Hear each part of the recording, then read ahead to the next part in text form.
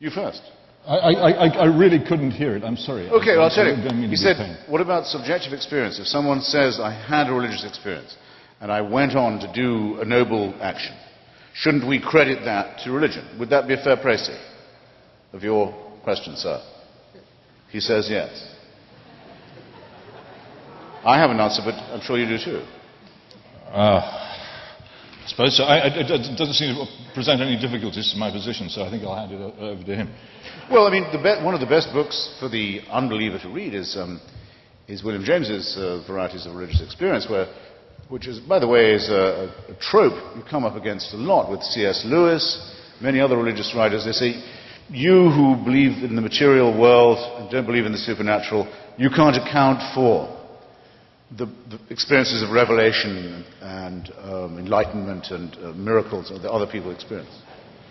And you don't understand the numinous, in other words. And I say that that's true for me.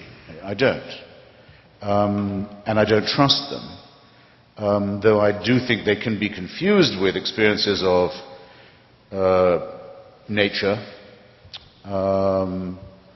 landscape, music, sex and love, the numinous in other ways.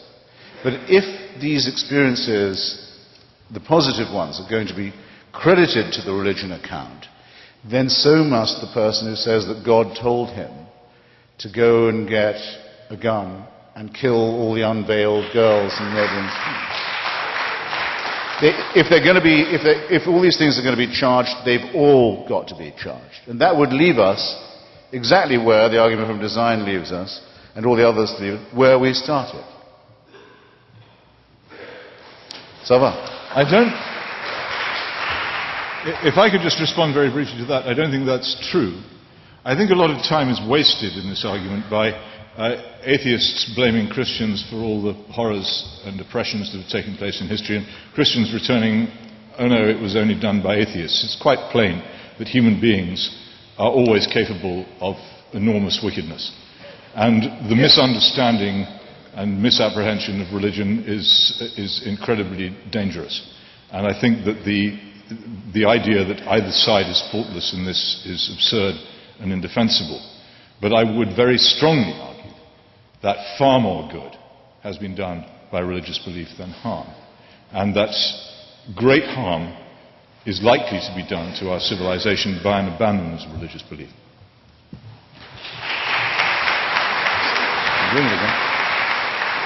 Sir, our next question. Hi. I was just at a philosophical luncheon at the University of Chicago where they teach your brand of atheism and morality in their theology school. But they were congratulating Chicago alderman on his life.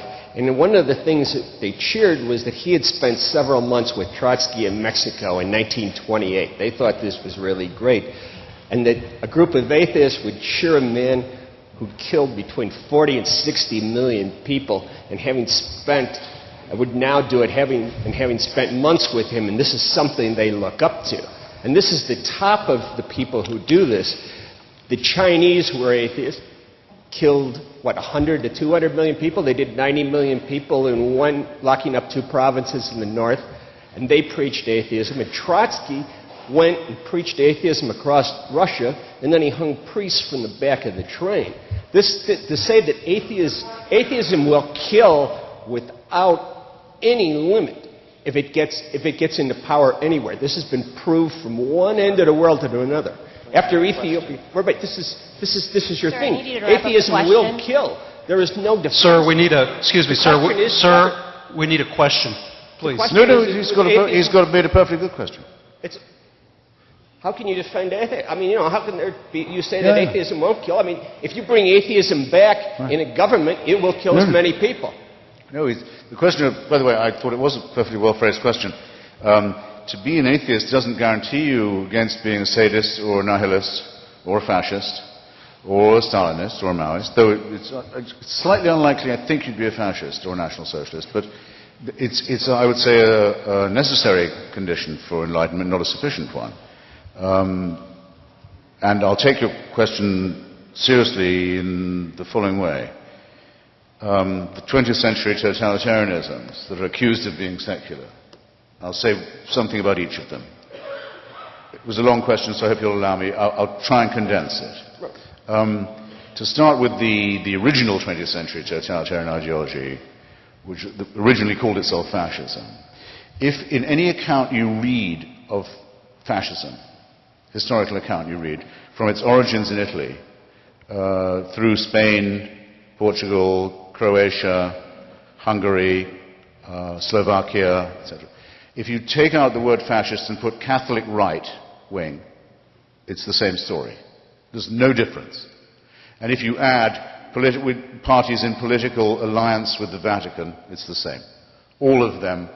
Fascism is another word for the Christian Catholic right wing. In Slovakia, the actual head of the fascist dictatorship was a priest, Father Tiso. In almost every case, the regime was in holy orders and or with the direct alliance with the Pope himself. That's a simple matter. Anyone can check it out. I'm not going to assert it now. I would just say fact-checking and I would be as one on this point. Now, that's not completely true with National Socialism. It's true of the Nazi Party in Austria and Bavaria in its heartlands that it begins blessed by the Vatican, by a concordat with the Church, by the Protestant churches also. But it's not true to say it's a Christian movement in quite the same way. It's a pagan movement to some extent. My favorite example is this, I suppose. Joseph Goebbels was expelled from the Catholic Church. He was. He was the only Nazi who was. Why was he expelled? For marrying a divorced Protestant. Magda Goebbels. You see, the Church does have its standards. However, it is estimated by Paul Johnson, Catholic historian, that more than 40% of the Waffen-SS were practicing, confessing Catholics. No one was ever excommunicated or threatened with excommunication for taking part in the final solution. And that was because of the alliance between the Nazi Party and the Church on two main things, anti-Bolshevism and anti-Semitism. Again, I'm condensing a bit. Now it brings me to the Stalinists. Okay, you're Joseph Stalin. You've taken over Russia. You've been educated in a seminary in Georgia, by the way. Up till 1917, for hundreds of years, hundreds of millions of Russians have been told that the head of the state is a god. That the Tsar is above power, ordinary secular power, that he's the head of the Russian Orthodox Church as well as the... You shouldn't be in the dictatorship business if you can't take advantage of a deep well of credulity and servility like that. It's your golden opportunity. What does he do? Heresy trials. Heresy trials, witch hunts. Miraculous discoveries such as Lysenko's biology, the worship of the leader from whom all blessings flow. As I described North Korea, the most religious state I've ever seen. Mutatis mutandis, this would apply also to Mao's China, with the same background of superstition and servility. Now, for there to be a fair test about this, you'd have to do the following. And no one I've ever debated with has even tried it, so you be the first. You find me a state or a society that threw off theocracy and threw off religion and said we adopt the teachings of Lucretius and Democritus and Galileo and Spinoza and Darwin and Russell and Jefferson and Thomas Paine. And we make those what we teach our children. We make that scientific and rational humanism our teaching. And you find me that state that did that and fell into tyranny and slavery and famine and torture, and then we'll be on a level playing field. As it is, all you've done is show that the idea of worship and the idea of credulity and the idea of servility and slavery to religion is a bad idea in the first place. But none of the czars and none of the Chinese kings, none of the... By the way, the Russian Orthodox Church always stayed with Stalin? Always stayed with Stalin?